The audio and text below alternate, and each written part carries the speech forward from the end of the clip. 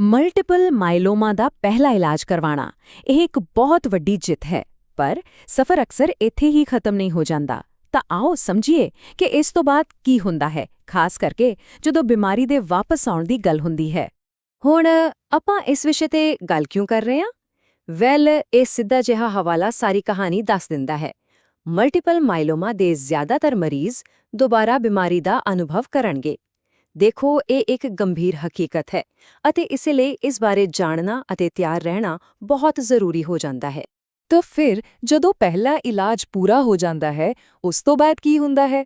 ਸਫ਼ਰ ਰੁਕਦਾ ਨਹੀਂ ਹੈ। ਇਸ ਤੋਂ ਬਾਅਦ ਸਭ ਤੋਂ ਜ਼ਰੂਰੀ ਚੀਜ਼ ਹੁੰਦੀ ਹੈ ਨਿਗਰਾਨੀ। ਡਾਕਟਰ ਲਗਾਤਾਰ ਸਿਹਤ ਤੇ ਨਜ਼ਰ ਰੱਖਦੇ ਹਨ, ਇਹ ਦੇਖਣ ਲਈ ਕਿ ਸਭ ਕੁਝ ਠੀਕ ਹੈ ਔਰ ਜੇ ਬਿਮਾਰੀ ਵਾਪਸ ਆਉਣ ਦੀ ਕੋਸ਼ਿਸ਼ ਕਰੇ ਤਾਂ ਉਸ ਨੂੰ ਛੇਤੀ ਤੋਂ ਛੇਤੀ ਫੜਿਆ ਜਾ ਸਕੇ। ਜਦੋਂ ਬਿਮਾਰੀ ਦੀ ਵਾਪਸੀ ਬਾਰੇ ਗੱਲ ਹੁੰਦੀ ਹੈ ਤਾਂ ਅਕਸਰ ਦੋ ਖਾਸ ਸ਼ਬਦ ਸੁਣਨ ਨੂੰ ਮਿਲਣਗੇ, ਰਿਲੈਪਸਡ ਅਤੇ ਰਿਫਰੈਕਟਰੀ। ਆਓ ਇਹਨਾਂ ਦੋਨਾਂ ਦੇ ਮਤਲਬ ਨੂੰ ਥੋੜਾ ਜਿਹਾ ਸਮਝਦੇ ਹਾਂ। ਤਾਂ ਇਹਨਾਂ ਦੋਨਾਂ ਵਿੱਚ ਫਰਕ ਕੀ ਹੈ? ਦੇਖੋ, ਰਿਲੈਪਸ ਦਾ ਮਤਲਬ ਹੈ ਕਿ ਇਲਾਜ ਤੋਂ ਬਾਅਦ ਕੁਝ ਸਮੇਂ ਲਈ ਸਭ ਠੀਕ ਰਿਹਾ ਪਰ ਫਿਰ ਬਿਮਾਰੀ ਵਾਪਸ ਆ ਗਈ। ਦੂਜੇ ਪਾਸੇ ਰਿਫਰੈਕਟਰੀ ਦਾ ਮਤਲਬ ਥੋੜਾ ਵੱਖਰਾ ਹੈ। ਇਸ ਦਾ ਮਤਲਬ ਹੈ ਕਿ ਬਿਮਾਰੀ ਜਾਂ ਤਾਂ ਇਲਾਜ ਦੇ ਅਸਰ ਹੀ ਨਹੀਂ ਕਰ ਰਹੀ ਜਾਂ ਫਿਰ ਇਲਾਜ ਖਤਮ ਹੋਣ ਦੇ ਥੋੜੇ ਸਮੇਂ ਬਾਅਦ ਹੀ ਵਾਪਸ ਆ ਰਹੀ ਹੈ।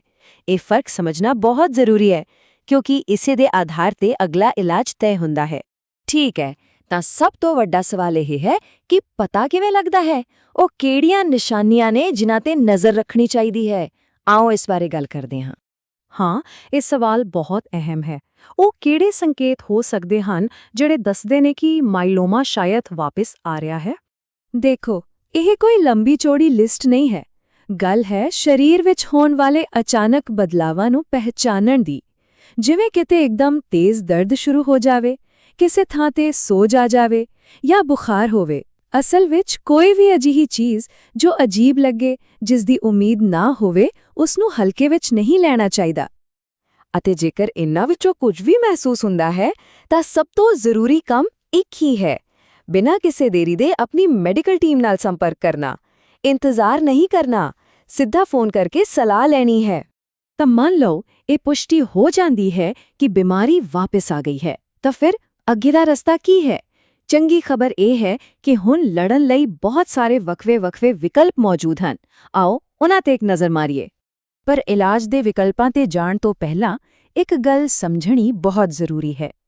ਅਕਸਰ ਜਦੋਂ ਮਾਈਲੋਮਾ ਵਾਪਸ ਆਉਂਦਾ ਹੈ ਤਾਂ ਉਹ ਪਹਿਲਾਂ ਨਾਲੋਂ ਥੋੜਾ ਜ਼ਿਆਦਾ ਤਾਕਤਵਰ, ਯਾਨੀ ਕਿ ਜ਼ਿਆਦਾ ਹਮਲਾਵਰ ਹੋ ਕੇ ਆਉਂਦਾ ਹੈ। ਇਸੇ ਲਈ ਡਾਕਟਰਾਂ ਨੂੰ ਇਸ ਨਾਲ ਲੜਨ ਲਈ ਕਈ ਤਰ੍ਹਾਂ ਦੇ ਹਥਿਆਰਾਂ ਦੀ ਲੋੜ ਪੈਂਦੀ ਹੈ। ਅਤੇ ਹੁਣ ਇਲਾਜ ਦਾ ਕੋਈ ਇੱਕ ਤਰੀਕਾ ਨਹੀਂ ਰਿਹਾ, ਜਿਵੇਂ ਕਿ ਇੱਥੇ ਦੇਖਿਆ ਜਾ ਸਕਦਾ ਹੈ। ਕਈ ਵੱਖ-ਵੱਖ ਤਰ੍ਹਾਂ ਦੇ ਵਿਕਲਪ ਨੇ।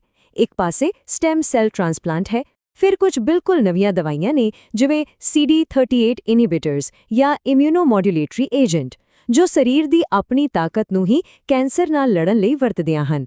ਨਾਲ ਹੀ ਕੀਮੋਥੈਰੇਪੀ ਵੀ ਇੱਕ ਵਿਕਲਪ ਹੈ, ਯਾਨੀ ਕਿ ਹੁਣ ਲੜਾਈ ਲਈ ਇੱਕ ਪੂਰਾ ਸ਼ਸਤਰਖਾਨਾ ਮੌਜੂਦ ਹੈ।